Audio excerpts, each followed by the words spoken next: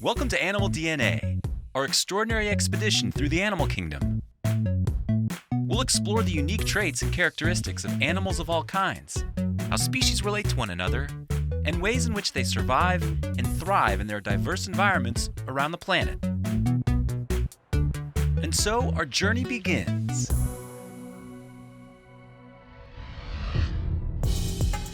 Today, we'll visit the farm, home of some important animals. Cattle, equines, swine, and poultry, among many others. We are indebted to these animals for much of the success of our civilization, as through their domestication, we benefit from all the products they produce for us. Domestic animals, such as horses, have long helped us with the arduous work they do for us as well.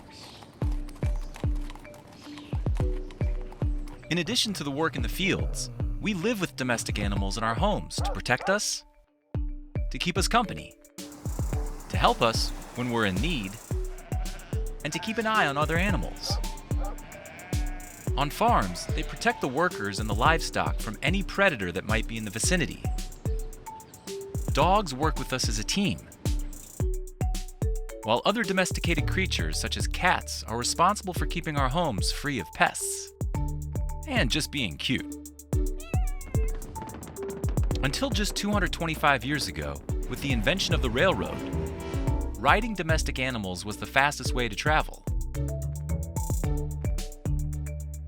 150 years ago, there were no cars or airplanes. Only the horse and its strong back. To this day, we still depend on the cooperative help of the various domesticated animals that have adapted to coexist with us.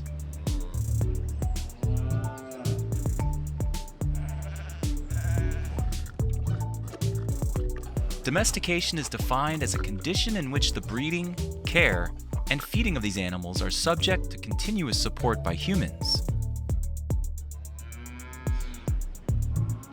The key is that domestic animals, particularly farm animals, can easily reproduce in captivity and are useful to us in some way.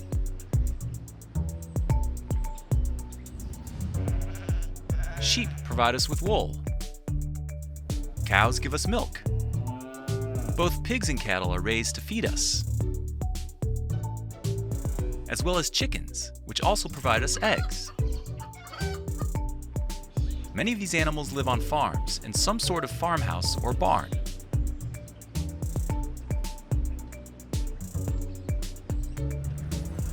A stable is where livestock and horses are housed, when its members are not frolicking in the barnyard. Farms generally have land cultivated for agricultural production too. Crops can be vegetables, grains, fruits, or even flowers. Almost any plant that can be grown, consumed, or sold can be found on a farm. A ranch is essentially a large farm, where there are extensions of land that allow for grazing of cattle, sheep, and horses. Domestication makes an animal manageable, so to gain its trust, it is necessary to feed it, protect it, and treat it with kindness and respect. Domestication affects individual animals and entire populations of species.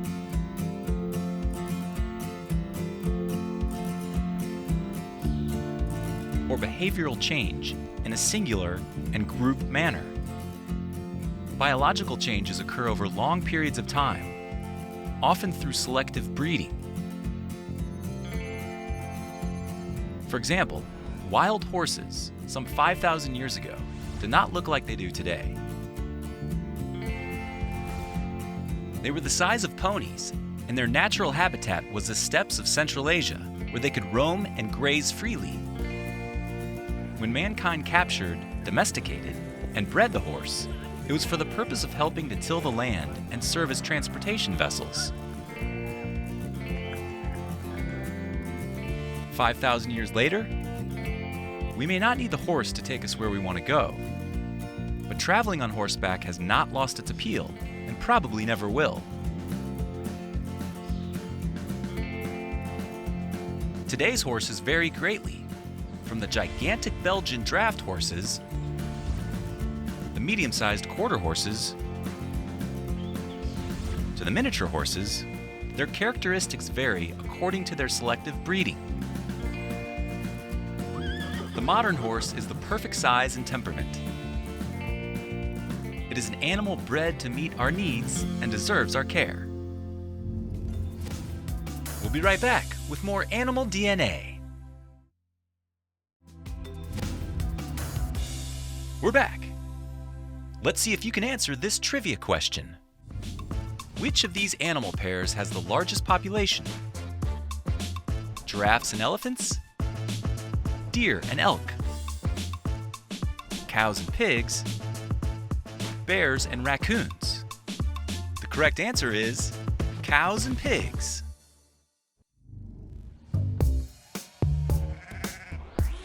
Sheep were domesticated about 10,000 years ago for their meat, milk, and their wool. Sheep were the first animals to be raised as a food source, beginning in the Middle East. Goats joined the world of domestic animals soon after. Both species of animals were adapted to the lifestyle of nomadic peoples, and sheep keepers were called shepherds. Dogs assist us in keeping these flocks together, and the name shepherd still belongs to some of our domesticated canine friends.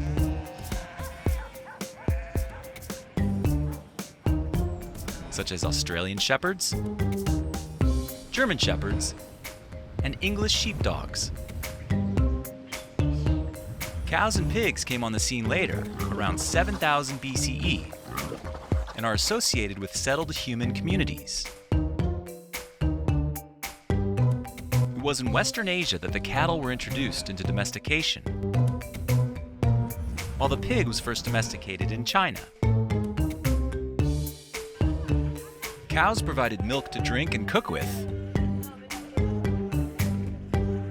manure to fertilize crops, and eventually beef for us to eat.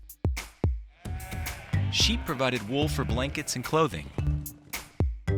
Even after their death, these domesticated animals continued to assist ancient human civilizations by supplying hides for garments, bones and horns for sharp tools and weapons, fat for tallow to make candles, and hooves for glue. Over time, these animals were bred to develop characteristics that we value. Fatter pigs, more robust cattle, cows that produce more milk, woollier sheep, smarter dogs, nicer goats, sometimes. So who enjoys life on the farm? Some animals with a fascinating history and an association with us that have enriched our lives for thousands of years, and still do. Although scientists argue about the criteria of domesticity, the animal in question always has something we want or need. Dogs were the first species to be domesticated, around 15,000 BCE. What use were dogs to ancient peoples? Probably the same as today. They follow us everywhere. They take care of us unselfishly, provide loving companionship for life, and act as watchmen and bodyguards, alerting us to dangers. But domestic dogs and horses are the exception to the reasons why most early domesticated animals were invited into human dwellings.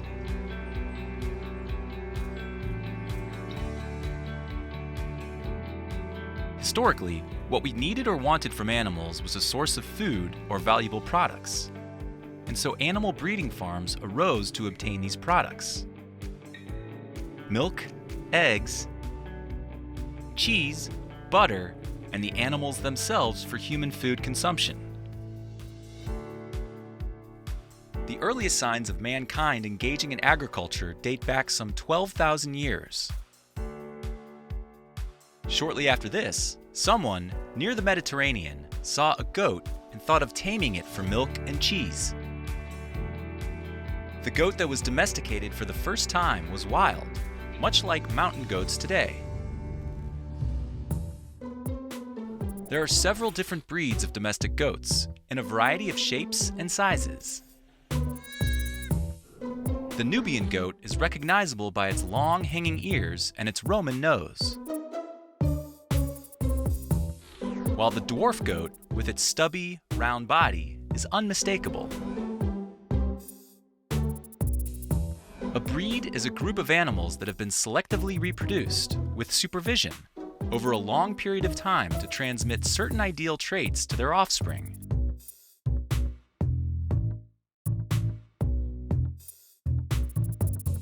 In the world of wild animals, there are no breeds, only species and subspecies.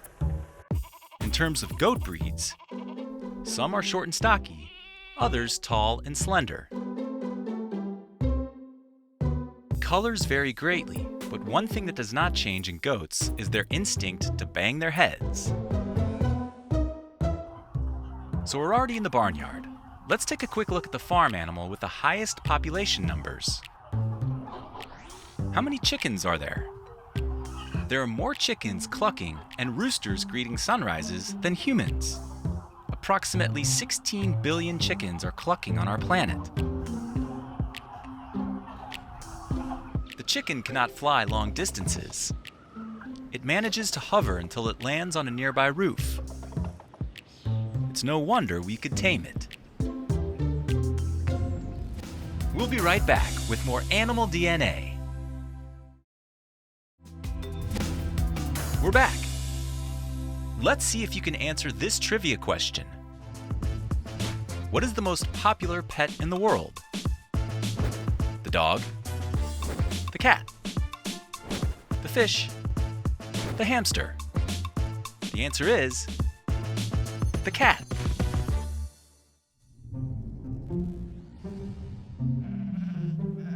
Domestic animals often cling to many of their wild instincts. For example, why do sheep move in flocks? The answer is for safety. This is how they protect themselves from wolves, pumas, and coyotes. Sheep can be sheared without hurting the animal, so as a source of textiles, they are the best in the business. The incredible Navajo sheep can produce 30 centimeters of wool per year. The llama, another of South America's ruminants, is a domesticated animal that has long provided us with meat and hides. But this long-necked mammal, which, as expected, is related to the camel, has also been used by mankind as a pack animal.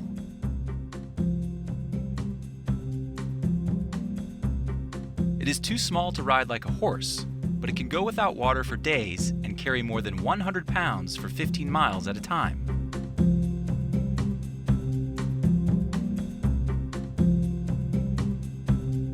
They are intelligent and reasonably docile, but they can also be as stubborn as a donkey and lie down when the package is too heavy. Humans and horses have been working together for more than 6,000 years. It has been a long and happy union. We often ask horses to do things they wouldn't otherwise do. But horses embody the cooperative nature of the domestic animal. Where do horses come from when they were domesticated, and how? History is a puzzle with many missing pieces. But when it comes to ancient civilizations, we know that around 3000 BCE, horses were widely domesticated in Europe.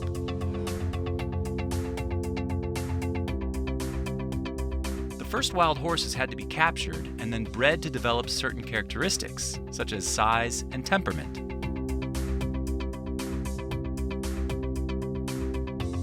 This has been done for many generations, which may explain why there are so many types of domesticated horses. There are horses that are perfect for plowing, for pulling carts, perfect horses to ride, and many types of horses, such as Arabian, Appaloosa, English Thoroughbred, Clydesdale, Shire, Pintado, among others. Let's see if you can answer this next animal DNA trivia question. Which continent did not have horses before the 16th century? North America, South America, Australia, all of the above. The answer is all of the above. Although we think of horses as essential to the Native American lifestyle, the mythology of the cowboys of the American West, and the saddleback life of the South American gauchos. Before the 16th century, the only horse-like animal that anyone in the Americas could use as a beast of burden was the aforementioned llama.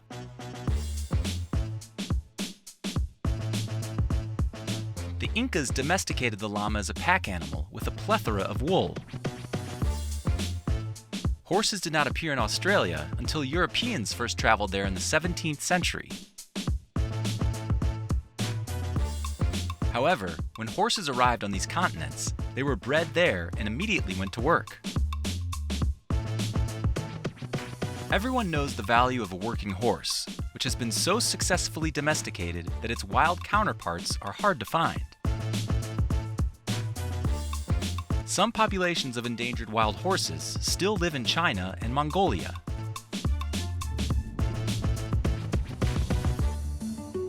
Now we'll learn more about one of the most important types of livestock in the world: cows.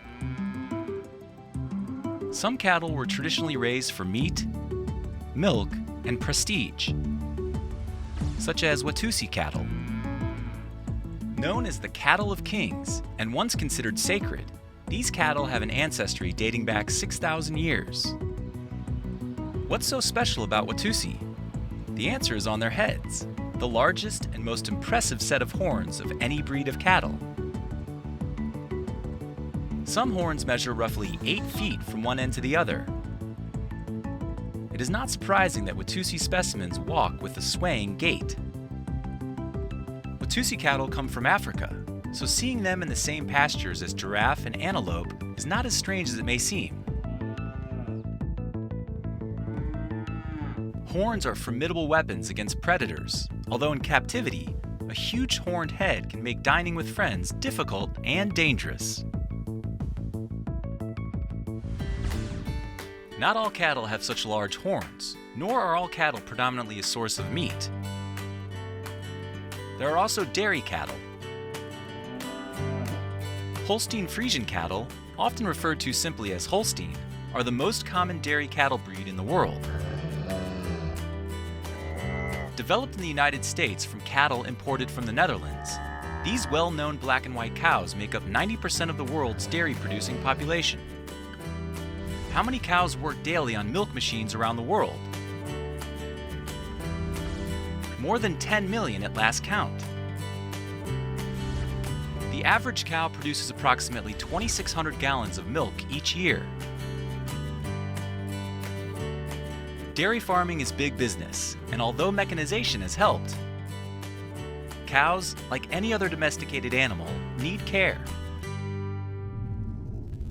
And with that, our journey has come to an end.